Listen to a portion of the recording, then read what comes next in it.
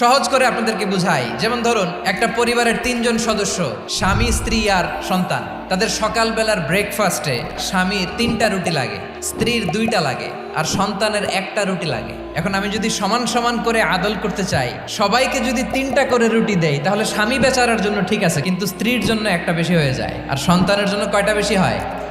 আচ্ছা, 2টা করে যদি সবাই দেয় সমান সমান নীতিতে, তাহলে স্ত্রীর জন্য, স্ত্রী বেচারির জন্য ঠিক আছে, কিন্তু স্বামীর কয়টা কম পড়ে? আর সন্তানের বেশি হয়ে যায় কয়টা? আচ্ছা, সমান সমান নীতিতে সবাইকে যদি সকালের নাস্তার জন্য 1টা করে রুটি দেই, সন্তানের জন্য ঠিক আছে, কিন্তু স্ত্রী বেচারির কম পড়ে কয়টা?